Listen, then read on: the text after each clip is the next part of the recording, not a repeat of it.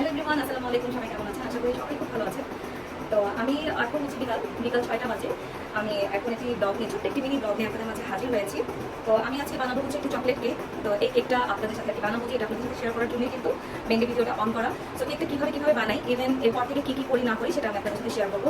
আর এটা হচ্ছে যে সকালবেলা দেখা যায় যে উঠে আমার আসলে ক্যামেরা ধরার কেউ নাই, তো যার কারণে হচ্ছে আমার একটু লাগে, হেজিটেট লাগে, বা কীভাবে করে আমি না আসলে ওইটাই অবাক হয়ে যায় যে সবাই এক হাতে ক্যামেরা ধরে আরেক হাতে কাজ কীভাবে করে, এটা আমার দ্বারা হয়ই না। কারণ আমি চেষ্টা করতেছি যে দুইটা জিনিস কীভাবে করা যায় ওইটা করার জন্য, কিন্তু আসলে কতটুকু পারবো আমি জানি না। তো আর কথা না বাড়াই, কথা বলতেই থাকি, কথা না বাড়াই। তো আমরা এখন চলে যাই কেক বানানোতে। আর বাকি কী করি অবশ্যই ভিডিওটা দেখবেন, আর ভিডিওটা যদি অবশ্যই ভালো লাগে লাইক কমেন্ট সাবস্ক্রাইব দিতে কিন্তু ভুলবেন না, ঠিক আছে? তো আপনাদের সাপোর্টটা কিন্তু আমার খুব বেশি দরকার। তো চলুন আমরা চলে যাই।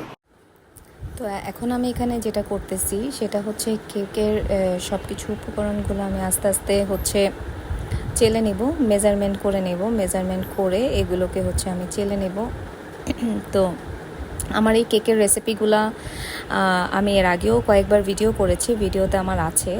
কারো রেসিপি যদি দরকার হয়, বা কেউ যদি জানতে চান, বা কেউ যদি আমার মতো এরকম কেক বানাতে চান, তাহলে অবশ্যই আমার ভিডিওর নিচে কমেন্ট করবেন। আমি তাদেরকে শেয়ার করব, বা তাদেরকে বলে দিব, বা তাদের জন্য আমি আবার হচ্ছে দরকার হয় আরেকটা ছোট্ট মিনি একটা ব্লগ রেডি করে দিব। তো এইখানে আমি হচ্ছে 2 কাপ ময়দা নিয়ে নিলাম। তো এই ময়দা থেকে আমি আবার হচ্ছে 1 চামচ করে উঠায় নেব। 1 চামচ না, সরি, এখানে আমি 2 পাউন্ড কেক বানাচ্ছি। তো 2 পাউন্ড কেকে হচ্ছে 1 পাউন্ড কেকে 2 চামচ করে, তো 2 পাউন্ড কেকে হচ্ছে 4 চামচ উঠায় নিব। তো এই 4 চামচ ময়দা উঠানোর পরিবর্তে আমি এখানে হচ্ছে কোকো পাউডারটা অ্যাড করব। কোকো পাউডার অ্যাড করার পরে এখানে আমি দিব হচ্ছে বেকিং পাউডার, তারপরে দিব হচ্ছে বেকিং পাউডার দেওয়ার পরে আপাতত এখানের উপকরণগুলো আর কোনো কিছুই লাগবে না, এই কয়টাই উপকরণ লাগবে। এগুলো দেওয়ার পরে দেন হচ্ছে আমি চলে যাব হচ্ছে মেন প্রসেসিংয়ে। 4টা ডিম লাগবে। 2 পাউন্ড কেক, 1 পাউন্ড কেকে হচ্ছে লাগে 2টা ডিম, আর 2 পাউন্ড কেকে লাগে হচ্ছে 4টা ডিম। তারপরে এখানে হচ্ছে আমি বাকি উপকরণগুলো হচ্ছে করে নিব। আরেকটা হচ্ছে যেটা আর কি ভয়েস ওভার দিতে গেলে না আমার খুব আনইজি লাগে আর কি, কেমন যে লাগে, অনেক দিন পরে আর কি দেওয়া হয়, তো এই জন্য মনে হয় এরকম লাগে। তো যাই হোক, আমি এই কেকটা মেনলি বানাচ্ছি হচ্ছে আমার ছোটো বোনের বার্থডে ছিল, আজকে হচ্ছে 18 তারিখ, ওর বার্থডের জন্যই কেকটা বানাচ্ছিলাম। ওকে আমি বলি নাই যে আমি ওর জন্য কেক বানাবো।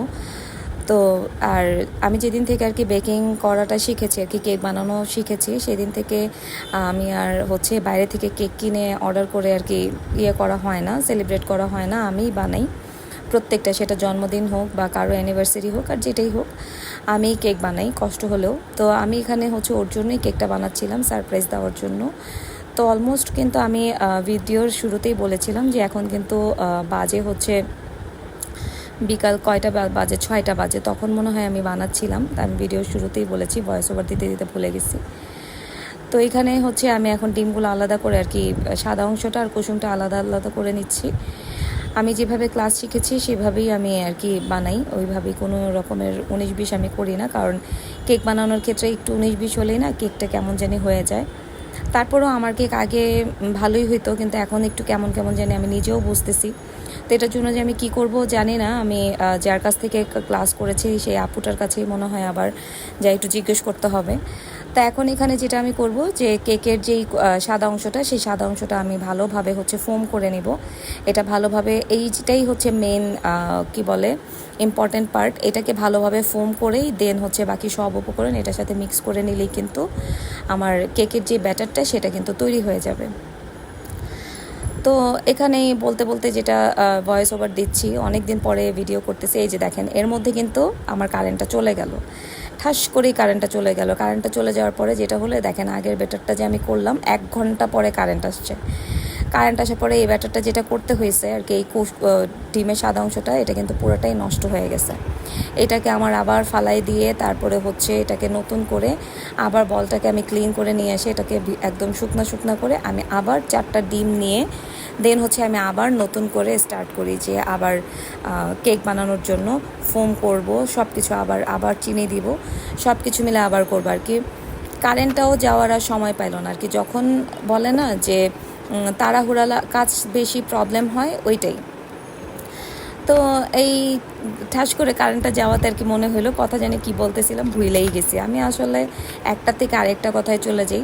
তো আমি যেটা বলতে নিলাম যে আমার এই ভিডিও যদি আপনাদের যদি ভালো লাগে অবশ্যই আমাকে কমেন্ট করবেন। আর গতকালকে আমি যে ভিডিওটা আপলোড করেছি, আপলোড করার পরে আমি দেখলাম যে অনেক দিন পরে কিন্তু আমি ভিডিও আপলোড করেছি আর কি।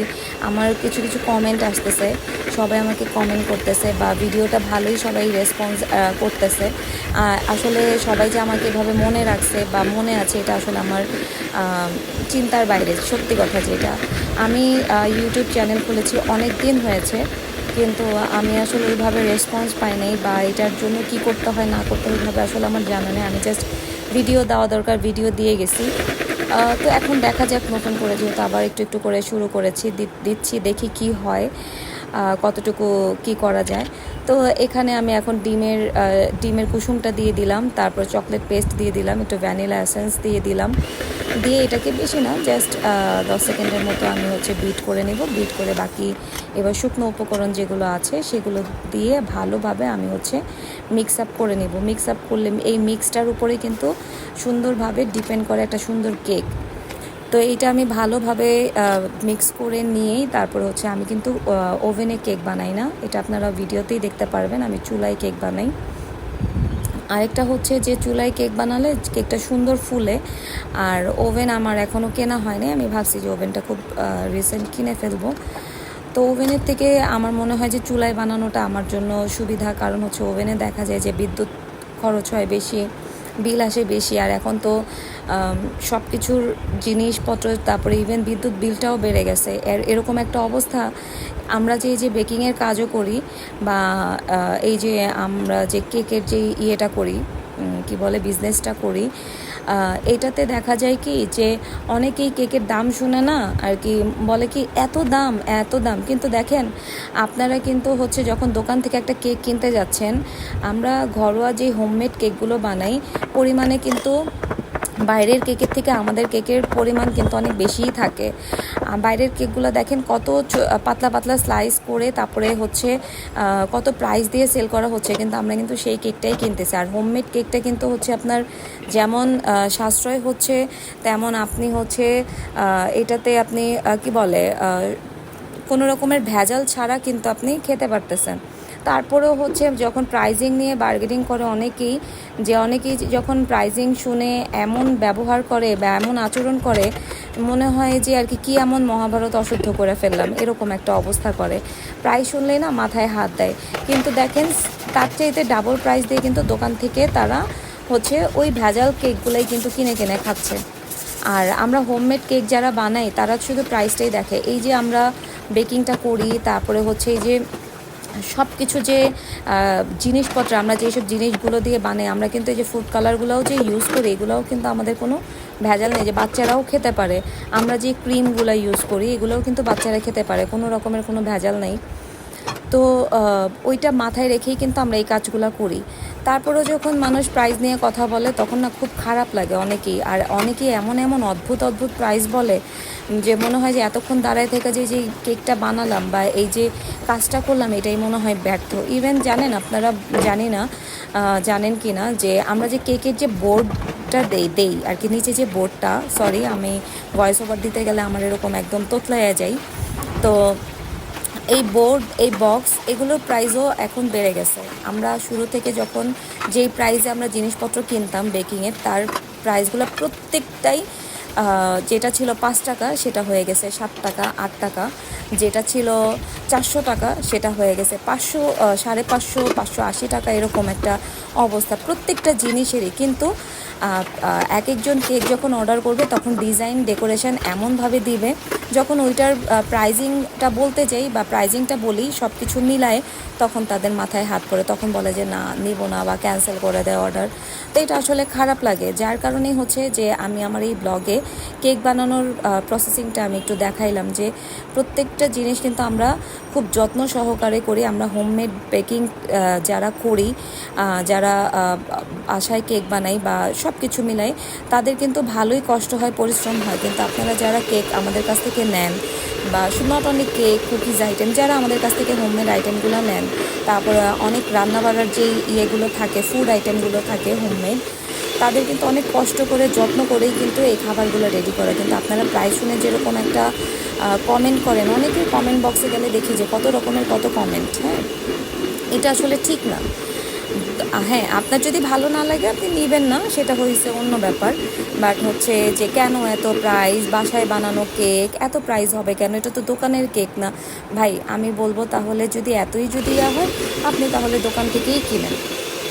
সত্যি কথা, আমি আজকে এইভাবে কথাটা বলতে বাধ্য হইলাম, কারণ হইতেছে যে আমি দেখি, আমি নিজেও কাজ করি, তো সবার এই বেকিংয়ের সম্পর্কে আমি বুঝি, আমি সবার কষ্টটা বুঝি যে এটা কাজটা করতে কতটা কষ্ট হয় আর আমরা এটাতে কতটা শ্রম দিই।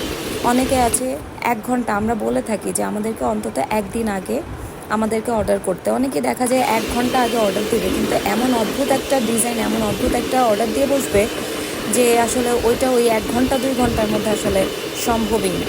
তখন আমাদের বাধ্য হয়ে অর্ডারগুলো ক্যান্সেল করতে হয়। সেই জিনিসগুলো যদি আপনারা মাথায় রেখে যদি আমাদের সাথে যদি কোঅপারেটিভ করেন, তাহলে আমাদের জন্য ভালো হয়। সরি, আমার যদি কোনো স্পেলিংয়ে যদি মিস্টেক হয়ে থাকে ক্ষমা দৃষ্টিতে দেখবেন, কারণ ওই যে বললাম না যে ভয়েস ওভার দিতে গেলে তোতলাইতেই থাকি, এরকম একটা অবস্থা হয়। তো আমি আপনাদের সাথে কথা বলতে বলতে কিন্তু এখানে আমি প্রায় অর্ধেকখানি কাজ শেষ করে ফেলছি। এখানে আমি হচ্ছে ক্রিমটাও তৈরি করে ফেলছি। সো এখন আমি এখানে বাকি যেই টুকটাক জিনিসপত্রগুলো আছে এগুলো আমি হচ্ছে সব কিছু সরাই নিতেছি। তো কারণ হচ্ছে যখন ডিজাইনের কাজগুলো করব বা কেকের অন্যান্য কাজগুলো করব, তখন টেবিলটা যত ক্লিন থাকবে ততই ভালো। তো এখানে আমি যে মগটা দেখতে পাচ্ছেন, এই মগে হচ্ছে আমি দুধ আর হচ্ছে একটু কফি দিয়ে, তারপরে হচ্ছে ওই যে সিরাপ যেটা বানায়, সুগার সিরাপ যেটা বানায়, ওইটা আমি একটু দুধ দিয়েই করি। আমার কাছে মনে হয় যে টেস্ট হয় ভালো। তো এখানে আমি হচ্ছে যেই গ্রেটার মেশিনে হচ্ছে এটা করতেছিলাম, আমার এই মেশিনটা নতুন ছিল, তা আমি এটার উপরে কাগজটা না উঠাই আমি করা শুরু করে দিয়েছি, কি বলে, চকলেটগুলোকে গুঁড়া করা শুরু করেছি। তো এটা দিয়ে দেখলাম যে অনেকক্ষণ টাইম লাগবে আর অনেক ছোট ছোট ছোট ছোট হয়ে বের হইতেছে। তো আমি একটা পর্যায়ে গিয়ে দেখতে পারবেন যে আমি বড় একটা নিয়ে এসেছি, বড়টা দিয়ে তখন আমি তাড়াতাড়ি করতেছিলাম, কারণ হচ্ছে অলরেডি এখানে মাগরিবের আজানও দিয়ে দিছে। আমি মাগরিবের নামাজ পড়ে বাকি কাজগুলো করতেছিলাম। তো মাগরিবের আজান তো এখন 7টার মধ্যেই দিয়ে দেয়, তো অলমোস্ট কিন্তু সময় আর নেই, কারণ এই কেকটা রেডি করে আমার আবার ফ্রিজে রাখতে হবে। ফ্রিজে রেখে এটা কিছুক্ষণ সেট হতে হবে, সেট না হলে কেক আসলে খেয়ে মজা লাগে না। তো এই তো দেখতে পাচ্ছেন ইতিমধ্যে আমার কিন্তু কেকটা হয়ে গেছে। আমি এখন কেকটা কি বলে মোল্ড আউট করব। তো আমার কেকটা না আগে অনেক সুন্দর হতো, এখন কেমন জানি একটু হয়ে যায়, এটার জন্য আমি খুব আপসেট যে এখন ইদানিং জানি কেক কীরকমই জানি হয়, এটা আমি বুঝতে পারতেছি। তারপরে হচ্ছে যেহেতু খাওয়া যে যায় না বা তা না, ওইটা বলবো না, কিন্তু বলে না যে নিজের কাছে নিজের একটা স্যাটিসফ্যাকশনের একটা ব্যাপার আছে। তো সেইটা আমার কাছে মনে হইতেছে যে বেশি না, লাস্ট 2-3টা কেক বানালাম, সেই কেকে আর কি অনেক দিন পরেই বানানো হয়েছে, যার কারণে হচ্ছে মনে হইতেছে যে এই জন্য হয়তো বা এরকম। তা আমি এখানে হচ্ছে গরমটাই আমি হচ্ছে স্লাইস করে নিচ্ছি, যদিও কেক গরমটা স্লাইস করতে হয় না, একটু ঠান্ডা করে নিতে হয়, ঠান্ডা করে নিলে সুবিধা হয়, কারণ গরম গরম করলে দেখতেই পাচ্ছেন ধোঁয়া উঠতেছে, গরম গরম করলে কি হয় ওইটা হচ্ছে ছিঁড়ে যায় বা ভেঙে যায়, এরকম একটা হয়ে যায়। তা আমি বলবো যে আমার যেহেতু হাতে সময় কম ছিল, যার কারণে আমি গরমটাই সার্ভ করতেছিলাম, গরমটাই আমি ডেকোরেশন করব। এখানে আমি আপনাদেরকে দেখালাম যে কেকটা কতটা স্মুথ হয়েছে আর কতটা সফট হয়েছে। কেক আমার এমনি সফট হয়, সব কিছুই হয়, কিন্তু তারপরেও আমার কাছে কেন জানি মনে হয় যে আমি আগে কেক আরও ভালো বানাতাম, এখন মনে হয় কেক আমার কিছুটা 19-20 হয়, এরকম আমার কাছে মনে হয়। তো আমি এখন এখানে গরম কেকটাকেই হচ্ছে একটু ঠান্ডা করে নিয়ে আমি হচ্ছে সুগার সিরাপটা দিয়ে, তারপর হচ্ছে ক্রিম কোট করে, তারপর আমি এটাকে হচ্ছে কিছুক্ষণ ফ্রিজে রাখবো। ফ্রিজ থেকে বের করে এটার বাকি ডেকোরেশনগুলো আমি করে নিব, সেটা আপনারা ভিডিওতে দেখতে পারবেন।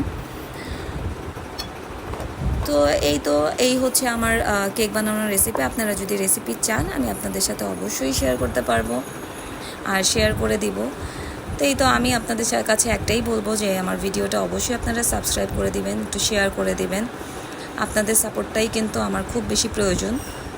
তা আমি এখানে হচ্ছে যেটা আরেকটা যে ক্রিম দিয়ে তারপর উপরে হচ্ছে একটু দিচ্ছি, কি বলে, চকলেট গানাশ দিয়ে নিচ্ছি, কারণ আমার বোন হচ্ছে চকলেট কেক খুব বেশি পছন্দ করে। তা আমি এটার ভিতরে ময়েস্ট কেক, তো চকলেটের থাকে বেশি, তো আমি আবার হচ্ছে একটু চকলেটের কি বলে গুঁড়াটা দিয়ে নিলাম, গুঁড়াটা দিয়ে এটার উপরে সেমভাবে আবার একটা লেয়ার করে নিব, সুগার সিরাপ দিব, তারপরে হচ্ছে ক্রিম দিব, তারপরে হচ্ছে কি বলে চকলেটের ইয়েটা দিব, গানাশটা দিব, তারপর আবার চকলেটের গুঁড়া দিব। এইভাবে 3টা লেয়ার আমি করে দেন হচ্ছে এটাকে হচ্ছে আমি ফ্রিজে রাখবো। তো এইভাবেই হচ্ছে আমি কাজ করতে করতে করতে করতেই দেখা গেল যে আমার অলমোস্ট 7টা 8টা বেজে যায়, 8টা সাড়ে 8টা বেজে যায় মেবি। দেন এশার আজানটা দিয়ে দেয়। তখন আমি ভাবলাম যে এশার আজান যেহেতু দিয়েই দিয়েছে তাহলে আর কি করব, আমি নামাজটা পড়ে দেন মার বাসায় যাই। আমার মার বাসা খুব বেশি দূরে না, আমার মার বাসা কাছেই। এটা কি যেন বলে, আমি বলেছি একটু আগেও, এটা আপনারা দেখতে পারবেন সামনেই ভিডিওতে আছে। আসলে ভিডিওটা স্লো যাচ্ছে আর আমার ভয়েস ওভার ফাস্ট যাচ্ছে। তো এই আর কি অবস্থা। আসলে কিভাবে কি বলতেছি না বলতেছি জানি না, আপনারা সব কিছুই আমাকে ক্ষমা দৃষ্টিতে দেখবেন, এইটাই আর কি। আর কি বলবো, আসলে আর কিছু বলার ওইভাবে নাই। ব্লগ করতে আমার ভাল লাগে, ব্লগ করতে চাইও আমি, কিন্তু আসলে না, আমি ওই যে বললাম ভিডিও যে আমি ওইভাবে করব, ওইভাবে না আমি করতে পারি না, যে ভিডিও ধরে এক হাতে ধরবো আর এক হাতে করবো। আমার কাছে আর কি মনে হয় কি যে পারি না, আমি করতেই পারি না, ওইটা সত্যি কথা, আমার দ্বারা হয়ই না। তারপর বলবেন যে আপু তাহলে স্ট্যান্ড কিনে নেন, বা আমার যেন স্ট্যান্ডও আছে, আপনারা দেখছেন কিনা আমি জানি না, আমার ভিডিওতে আছে, আমার স্ট্যান্ড আছে, রিং লাইট আছে, আমার সবই আছে, কিন্তু আমি না কমফোর্টই হইতে পারি না। আমার কাছে মনে হয় যে কেউ যদি একজন ধরতো তাহলে মনে হয় আমি সুন্দর সুন্দর ভিডিও আপনাদের শেয়ার করতে পারতাম, আপনাদেরকে কি বলে দেখাতে পারতাম আমি সারাদিন কি করি। আর আমার আসলে সারাদিন ওইভাবে যতটুকু যাই করি, আগে একটা টাইমে দেখা যেত যে ঘরে অনেক, এতদিন তো আমি অফিস করেছি, অফিসের জন্য ব্যস্ত ছিলাম, সকালে যেতাম রাতে আসতাম, যার কারণে হচ্ছে আমি ওইভাবে কোনো কিছুই ভিডিও করি নাই, বা ভিডিওটা অফ রেখেছিলাম, কারণ হয় না। এখন দেখা যায় যে আমি যেহেতু এখন আপাতত একটু রেস্টে আছি, আমি ভাবছি যে একটু ভিডিওটার দিকে ফোকাসিং করি, ইউটিউব চ্যানেলটার দিকে একটু ফোকাসিং করি, যে দেখি কি হয় বা কি করা যায়। এর জন্য যেমন ভাবলাম যে আপনাদের সাথে ছোট ছোট ভিডিও, আর তাছাড়া আমার যারা কি বলে আমার ভিডিও আগে যারা দেখতো তারা অনেকেই আমাকে না কমেন্ট করে যে তুমি আবার কেন ভিডিও দাও না, তোমাকে দেখি না অনেক দিন, তুমি কোথায়, তুমি শর্ট ভিডিও দাও, আমাদের জন্য হইলেও দাও, এরকম আমাকে আর কি বলা হয়। যার কারণে আমি ভাবলাম যে তাদের ইন্সপায়ারই কিন্তু আমার হচ্ছে এই ব্লগটা করা। আমি জানি আমার ব্লগটা আহামরি ওরকম কোনো কিছু নাই, আহামরি ওরকম দেখার কোনো কিছু নাই, কিন্তু ওই যে আমার কিছু ভালোবাসার মানুষ আছে যারা আমার ফেসটা দেখতে চায়, যারা আমার সাথে ছিল, তারা আমাকে দেখতে চায় যে আমি কি করি না করি, এইটাই আর কি, তাদের জন্য আমার এই করা। আর যদি নতুন কি বলে দর্শকরা যদি আমার এই ব্লগ যদি দেখে, তাদেরকেও আমি স্বাগত করছি, তাদেরকেও আমি ওয়েলকাম জানাই যে আপনারা আমার ভিডিও দেখেন। হ্যাঁ, আর আমার কোনো রকম আপনারা কী টাইপের ভিডিও চান বা কী টাইপের ব্লগ, ডেইলি ব্লগ কীভাবে দেখতে চান আমাকে আপনারা কমেন্ট করবেন, বা কোনটা প্রবলেম হচ্ছে বা কোনটায় সমস্যা হচ্ছে সেটা আপনারা আমাকে জানালে আমি কিন্তু ওইভাবেই হচ্ছে ব্লগটা তৈরি করতে পারি। তো এখানে কিন্তু ওই যে আমি অলমোস্ট একটু আগে আপনাদেরকে বললাম যে 8:30 বেজে গেছে, আমি বাকি ফিনিশিংটা কেকের করেই কিন্তু এশার নামাজটা পড়ে আমি মার বাসার উদ্দেশ্যে যাই। তো কেকটা দেখেছেন আপনারা, কমেন্ট করবেন অবশ্যই যে কেকটা কেমন হয়েছে। আর এখন যে রাস্তার ভিডিও দেখতেছেন সেটা হচ্ছে আমাদের মিরবাগের রাস্তা। হ্যাঁ, এই রাস্তাটা আমি ভিডিও করেছি আমার কিছু কিছু দর্শকের জন্য, কারণ তারা এই ভিডিওগুলো আর এই এলাকাটা তারা দেখতে চায়, যার কারণে তাদেরকে এই এলাকাটা দেখানোর জন্য। এটা কিন্তু অলমোস্ট রাত 12টা বাজে, আমি আমার মার বাসা থেকে আমার বোনের বার্থডেটা শেষ করে, কেক কাটিং শেষ করে দেন আমি এখন বাসার দিকে যাচ্ছি। তো রাস্তাটা কিন্তু হচ্ছে খুবই নিরিবিলি রাস্তা, দেখতেই পাচ্ছেন, যেহেতু রাত 12টা বাজে, অলমোস্ট দোকানপাট সব কিছু বন্ধ হয়ে গেছে। সো এই হচ্ছে আমার ভিডিও। সব ভালো লাগলে সবাই সাবস্ক্রাইব করবেন। আল্লাহ হাফেজ।